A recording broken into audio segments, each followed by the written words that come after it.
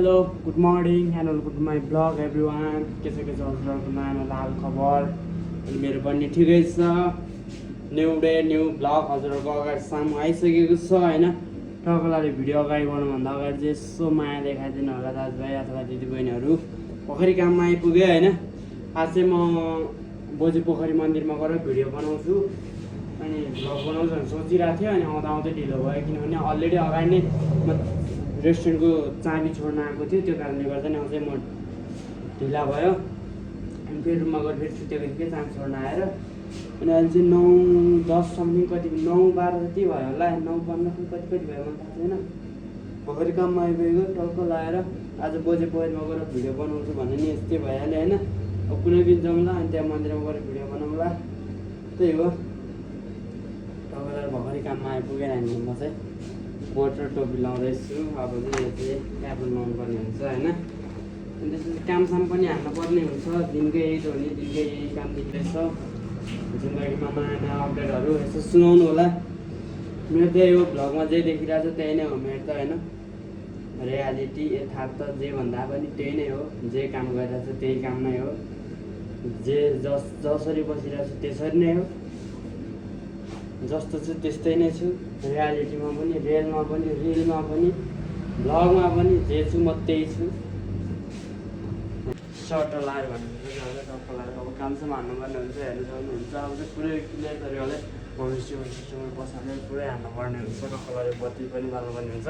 Okay अहिले पछि भेटौँला त अहिले भने त अहिले पछि भेटौँला। अहिले पछि कामहरू के हुन्छ हेर्दै हेर्दै जाउँला नि त होइन। टोटल हामीले चिकन आइसक्यो होइन।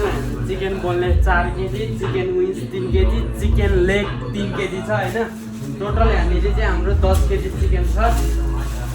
आज सन्डेको लागि तपाईँलाई 10 केजी चिकन छ। तपाईँलाई म चाहिँ कफी खाँदै पहिला चिसो पानी खाएर अनि त्यसपछि ब्ल्याक कफी बनाएर खाँदै अब यसलाई चाहिँ छुट्याउनु पर्ने हुन्छ। मेन भनेपछि विङ्सलाई छुट्याउनु पर्ने हो, अरूलाई केहीलाई छुट्याउनु पर्दैन। अरूलाई चाहिँ पर्सेन्ट वाइज पर्सेन्ट गरेर चाहिँ बोनलेसहरूलाई चाहिँ छुट्याएर राख्ने हो। जुन 1-1 केजीको बनाएर चाहिँ राख्नुपर्ने हुन्छ। 1 केजी सक्यो ठ्याक्कै बट्टामा 1 केजी अट्छ। 1 केजी सक्यो बित्तिकै फेरि अर्को 1 केजी निकाल्नुपर्ने हुन्छ।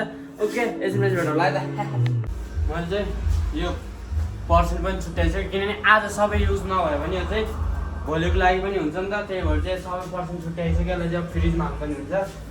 यो 4 किलो यो पनि 4 किलो आएको रहेछ होइन। यो 4 किलो विन्स पनि 4 किलो आएको रहेछ। टोटल 12 केजी होइन। टक्क सबै चाहिँ पर्सेन्ट वाइज पर्सेन्ट छुट्याएर चाहिँ राखिसक्यो। अनि हाम्रो चाहिँ यहाँनिर टक्क लाएर भन्नुपर्दा चिज पनि सब आइसक्यो। पनिर 1 केजी, त्यसपछि काउचिज 1 केजी पनि आइसक्यो होइन। अब हाम्रो आउनुपर्ने भने चाहिँ मात्र भेजिटेबल्स मात्रै हो। अब विन्स चाहिँ अहिले छुट्याउनु मिल्दैन किनभने त्यसमा हल्का हल्का त्यो फ्लोजन छ। किनभने मान्छेहरूले अब हिजो बेलुका चाहिँ काटेर छुट्याएर फ्रिजमा हालेको हुन्छ। त्यही भएर त्यो अलिअलि फ्लोजन छ, त्यसलाई चाहिँ एकछिन फ्रिजमै हालेर डिप फ्लोज गरेर चाहिँ नर्मल फ्रिजमा हालेपछि त्यसको टेम्परेचर अलिकति कम हुन्छ नि त। अनि त्यो डिप फ्लोज भइसकेपछि त्यसलाई चाहिँ कटिङ गरेर त्यसलाई पनि छुट्याएर राखिदिनु पर्ने हुन्छ। त्यही हो, भेट्छौँ एकछिनपछि भेटौँला है त। अब चाहिँ फाइनली हामी भेजिटेबल पनि आइसक्यो होइन। भेजिटेबल पनि आइसक्यो। यहाँ कोरिएन्डरदेखि लिएर मसरुम पोट्याटो हरेक भेजिटेबल आइसक्यो। आजभोलि चाहिँ अलिकति बजारमा अभाइलेबल नभयो भने चाहिँ 2टा भेजिटेबल रहेछ। एउटा ब्रोकौली अनि एउटा पोक्चोई साग, जुन किमान रोजतिर हामीले युज गर्छौँ। त्यो साग चाहिँ अहिले सर्टेज रहेछ किनभने अहिले पानी सानी परिरहेको थियो। यो कारणले पनि होला मेबी होइन।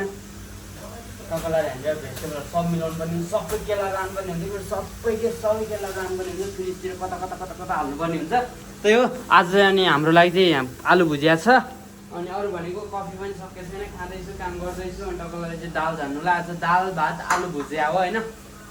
त्यही हो एकछिनपछि भेटौँला है त। के हुँदैछ यस्तै यस्तै आज सामान धेरै आइरहेछ। आज सामान मिलाउँदा यस्तै भएर सबै सामान मिलाउनको टाइम लाग्ने। त्यही भएर अलिकति भेटौँला।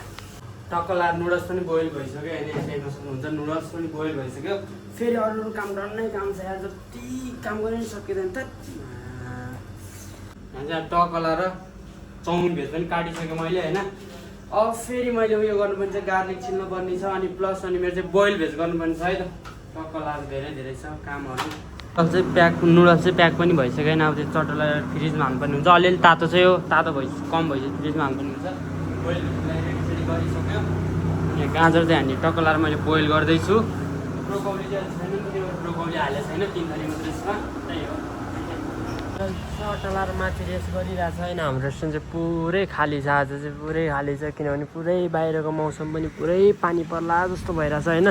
तर यो टाइममा चाहिँ मान्छे आयो भने चाहिँ दर्शनीको टक्क लाएर यहाँबाट त्यहाँ मन्दिर हेर्दै बस्ने चट्ट लाएर मन्दिर हेर्दै टक्क लाएर बोझे पोखरी हेर्दै हामी माथि बसेर चट्ट लाएर कफी खाँदै हुक्का खाँदै यस्तो रमाइलो हुन्छ नि हामीबाट अझ फेरि छ त्योमा चाहिँ माथि आएर यसो इन्जोय लिइरहेको छ है त अहिले चाहिँ फाइनल नाइट भइसक्यो होइन आज चाहिँ मैले अर्डर हानेको सानेको केही पनि देखाएन आज चाहिँ वाइल्डै बिजी भयो आँखाबाट कस्तो रोए जस्तो भएर होला मलाई एकदम दुःख लागिरहेको छ मलाई एकदम दुःख लागिरहेको छ काम धेरै भएर होइन वाइल्डै काम भयो वाइल्डले अति नै बेसी नै काम भयो होइन मेरो आँसु चाहिँ त्यो प्याज छिलेर भएको हो होइन किनभने भोलि 4 केजी मोमो बनाउनु पर्छ चिकन मोमो किनभने आज सोल्ड आउट हुँदैछ कि भोलि चाहिँ सरी बफ छ अनि त्यसपछि धेरै काम भयो आज अनि भोलि पनि वाइल्डै काम छ होइन भोलि पनि वाइल्डै काम छ आज वाइल्डै अर्डर हानियो अहिले 9 क्रस भइसक्यो 9:30 हुन लागिसक्यो भर्खर तरकारी पाक्दैछ होइन कस्तो हुन्छ नि कस्तो बोल्नु नि गाह्रो भइसक्यो होइन